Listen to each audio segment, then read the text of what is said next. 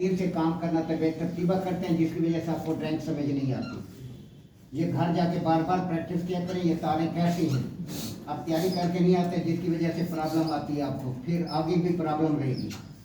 Field के अंदर आपने काम करना होता है, यहाँ तो नहीं रहना होता आप लोगों ने।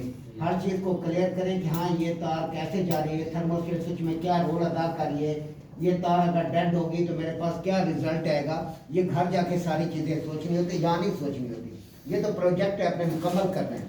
असल तो ये है, जब फील्ड में आपने जाना, अपना सारा काम ड्राइंग पर है। ड्राइंग क्लियर नहीं होगी, वहाँ ये तो नहीं होगा मैं प्रैक्टिस कर रहा हूँ, मैं तारे ऐसे लगा रहा हूँ, ये नहीं होगा। आपको ड्राइंग दे दी गई है, ड्राइंग को आपने फॉलो करना होता है, अपने ड्राइंग तैयार करनी होती है। जो प्राप्त करते हैं इस तरीके से तो मसाइल ही मसाइल होंगे आगे आपके लिए।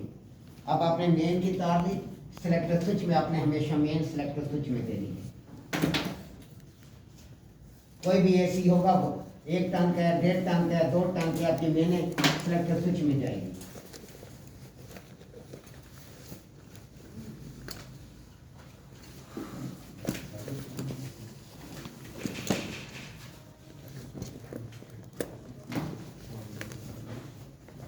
जहाँ मेन जा रही है सिलेक्टर स्विच में, इसी जगह से तार आपकी पावर लाइट में चली जाएगी। अब इसी ही जगह से आपकी मेन ग्रिल स्विच में चली जाएगी। ग्रिल स्विच के दूसरे पॉइंट से आपकी तार ग्रिल मोटर में जाएगी, जो ये इस तरह मूव कर रही होती है ग्रिल। उसके बाद मेन कंप्रेसर पॉइंट से आपकी तार थर्मोस्टेट स्विच में आ रही होती है। यस सर, वहाँ से ओवरलोड। थर्मोस्टेट स्विच का दूसरा पॉइंट अगर ओवरलोड है, बाहर लगा हुआ है, तो ओवरलोड में जाएगी। अगर ओवरलोड इंटरनल है, फिर डायरेक्ट कॉमन में जाएगी। Yes sir.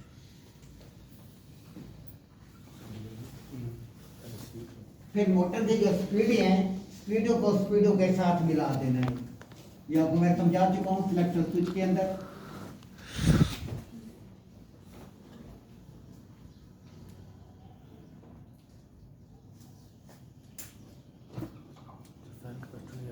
फेस आपका मुकम्मल हो गया। अब देखिए फेस कोई लंबा चौड़ा फेस नहीं है। मेन की तार ली सिलेक्टर स्विच के मेन पॉइंट में, सिलेक्टर स्विच खुद बताता है मेरा ये मेन का पॉइंट है। उसके बाद एक तार पावर लाइट में दे दें, साथ ही ग्रिल स्विच लगा होता है, ग्रिल स्विच में दे दें। ग्रिल स्विच का दूसरा पॉइंट मूविंग मोटर में दे दें। उसके बाद आपकी स्पीडों के साथ मिला दें। फिर कंप्रेसर पॉइंट कौन सा होता है, सिलेक्टर स्विच के ऊपर लिखा होता है। जो पॉइंट ज्यादा एम्पेयर का होगा वो कंप्रेसर का होगा, ये आपको मैंने बताया हुआ है। सिलेक्टर स्विच पे देख लिया करें।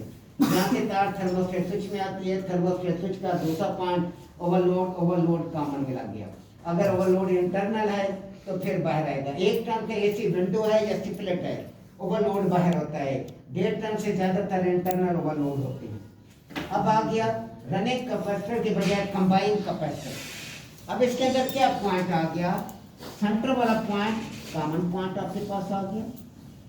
अब इसके बाद उसके ऊपर प्रिंट होता है, ये कॉमन पॉइंट है, ये हाई का पॉइंट है, और ये फैन का पॉइंट है। या लो लिखा होगा या फैन लिखा होगा।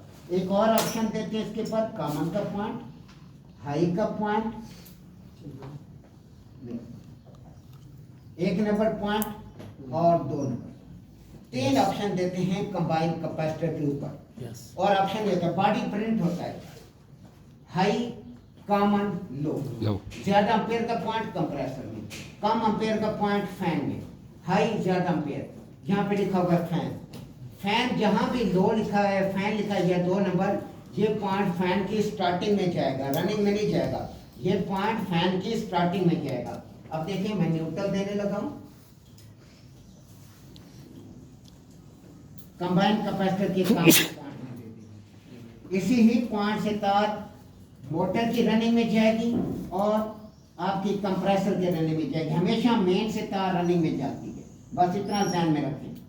मेन आई, मेन से तार अब इधर भी रनिंग में चली। जब तार को तार के ऊपर से गुजारना है तो जंपर देंगे। अगर आपने कट कर दी तो इसका मतलब होगा शॉर्ट सर्किट हो रहा है। रनिंग आ गई। अब इसका लो का पॉइंट से आपने तार उठानी है, इसकी स्टार्टिंग में चली जाए।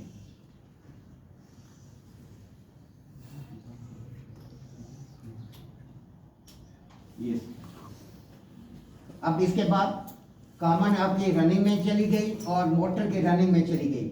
लो से तार मोटर की स्टार्टिंग में चली गई और हाई से तार कंप्रेसर की स्टार्टिंग। अच्छा, हाई से कंप्रेसर के साथ। उसके बाद न्यूट्रल देखिए कहाँ का रहती है,